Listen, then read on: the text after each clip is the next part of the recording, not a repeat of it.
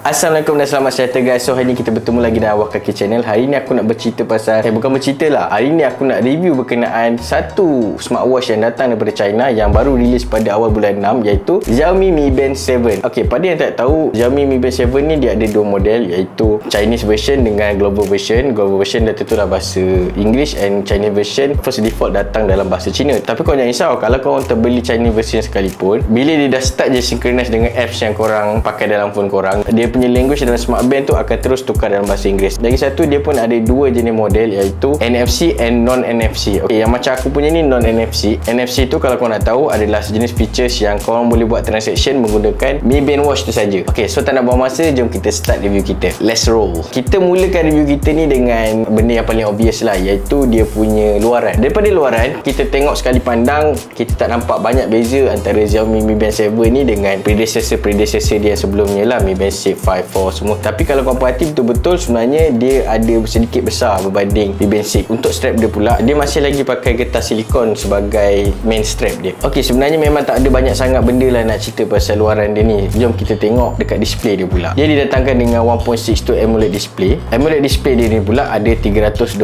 pixel density ataupun 326 ppi. From my review, aku tengok display dia ni memang champion, memang vibrant. Selalu kalau AMOLED ni dia ada masalah tak terang kan. Tapi untuk Mi Band 7 ni memang terang gila. Brightness dia tu boleh setting. Kalau kau berada dekat outdoor, kau setting dekat highest brightness, memang kau takkan ada masalah untuk tengok display dia tu. Tak adalah korang rasa silau sangat kalau korang tengok Mi Band ni under direct sunlight. Kalau korang sentiasa duduk dalam indoor, tempat gelap, bolehlah juga kurangkan dia punya brightness tu, so tak adalah sakit mata korang mandang kan. Okay, satu lagi aku suka untuk Mi Band 7 ni, dia memang utilize gila lah semua display area yang ada dekat glass LCD tu. So bila banyak area untuk display, banyaklah detail-detail yang kita boleh mampatkan dalam kita punya home screen tu. Instead of kita nampak 2-3 features, kita boleh nampak banyak features. Betul tak? Lagi banyak, lagilah bagus. Cuma satu benda lah aku tak berapa berkenan dekat display dia ni. Brightness dia tu tak ada auto adjustment according to environment kita. Contohlah, kau satu hari kau duduk outdoor, jalan-jalan, so brightness kau mestilah setting dekat high kan. Lepas kau habis lepak dekat outdoor, kau nak balik rumah, kau nak tidur, mestilah bilik kau gelap, betul tak? So bilik kau gelap, bila kau tengok je Mi Band ni, dia masih lagi dalam keadaan brightness yang tinggi. So memang kau akan rasa silau gila lah bila kau instantly tengok Mi Band tu dalam keadaan yang gelap. Cuma tu je satu aku tak berapa suka dekat display dia ni.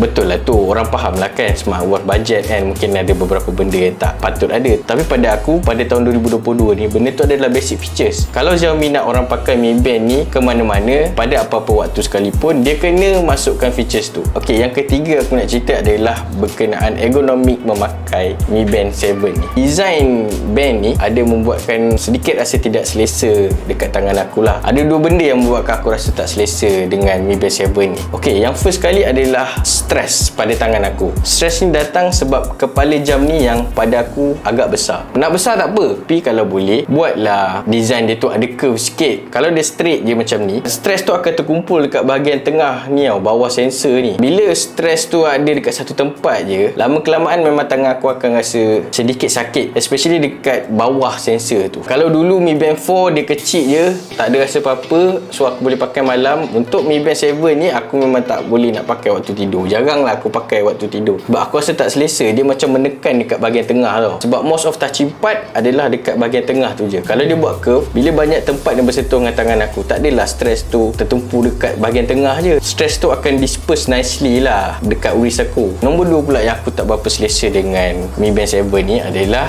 strap dia ni membuatkan tangan aku gatal bila aku pakai dalam tempoh yang lama, especially bila aku banyak peluk. Aku tak sure korang akan rasa benda ni ke tak. Mungkin korang jenis yang kurang berpeluh ataupun korang jenis tak ada kulit sensitif. Kulit aku ni tak adalah sensitif sangat, tapi kalau lama aku pakai, aku rasa gatal. So dalam sehari tu akan ada time 2-3 kali lah aku akan buka and relax dulu dalam setengah jam sebelum aku pakai balik Band 7 ni. Tapi macam aku cakap, itu mungkin kulit aku yang terlebih sensitif. Korang boleh test dulu pakai kat display Xiaomi ke apa ke. Kalau korang rasa ok, boleh go, korang boleh teruskan lah dengan purchasing tu. Ok, yang keempat pula adalah dia punya kejituan sensor dia ni. Pada aku, sensor dia ni memang berbaloi dengan harga yang kita bayar lah. Yelah, kita bayar tak sampai 200, so kita tak boleh lah nak anggap sensor ni setanding dengan Garmin and so on. Ok, untuk basic tracking macam step, macam heart rate, apa semua, dia memang boleh deliver dengan baik. Bila aku jalan, aku memang nampak lah step-step aku tu akan meningkat proportional dengan berapa banyak aku jalan pada satu-satu masa tu. Untuk heart rate pula, kalau aku buat aktiviti yang agak intense, memang heart rate akan meningkat. Kalau aku tengah relax, duduk ke apa, memang heart rate akan turun lah. Dia pun ada satu function SpO2, iaitu tengok kandungan oksigen dalam darah. Tapi macam aku cakap tadi, dia punya accuracy biasa-biasa je. Bila aku try dengan oximeter, aku dapat 99%. Mi Band 7 ni aku dapat 98. So the numbers memang akan sedikit varies dekat situ, tapi pada aku is still acceptable. Untuk tracking standard punya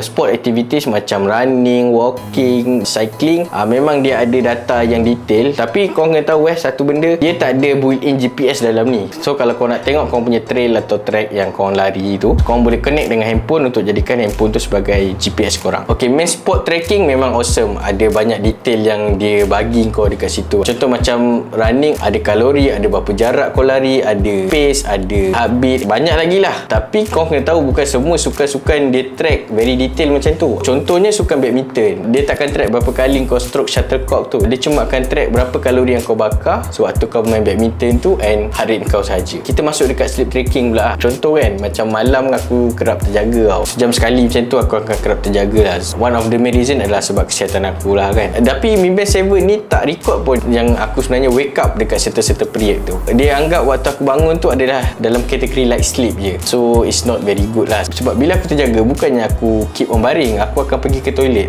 So bila aku pergi toilet, takkan dia masih lagi anggap aku dalam mode light sleep kan?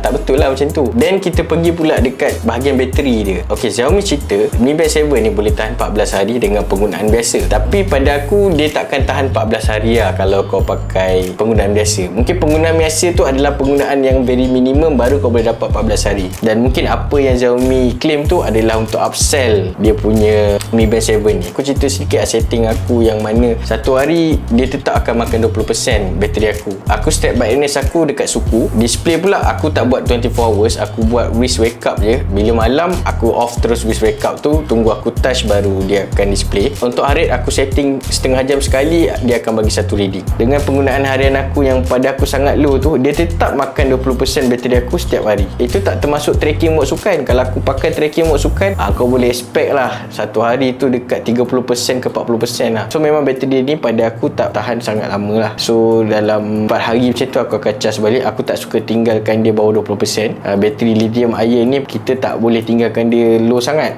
Kalau low sangat dia akan rosak. Last but not least, aku nak beritahu korang juga yang Mi Band 7 ni sebenarnya waterproof. Aku dah bawa mandi dekat Legoland. Until now, lepas seminggu aku mandi tu, tak ada apa-apa masalah pun yang timbul dekat Mi Band 7 aku ni. Tak ada pun nampak kesan-kesan air dalam display Mi Band 7 ni. Aku nak charge apa semua pun tak ada masalah. So memang aku confident lah untuk lepas ni kalau aku nak mandi, aku just pakai je Mi Band 7 ni and tak perlu risau Mi Band 7 ni akan rosak lepas aku swimming. Okay, as conclusion, Mi Band 7 ni pada aku berbaloi je kalau kita nak beli. Untuk orang-orang casual yang suka tracking daily activities diorang, step, sleep, kalori, heart rate dan sebagainya, memang Mi Band 7 ni boleh buat kerja tu dengan cukup bagus. Cuma ada certain minor issue yang aku rasa Xiaomi kena address supaya orang boleh jadikan Mi Band 7 ni daily drive diorang. Dengan harga bawah 200, pada aku masih lagi berbaloi. Yelah, barang mahal pun kadang-kadang ada cacat celah. Ini kan pula barang murah macam ni kan. So itu saja guys daripada aku. Harap korang enjoy video ni, harap korang enjoy channel ni. Mari kita berjumpa lagi guys. Bye bye.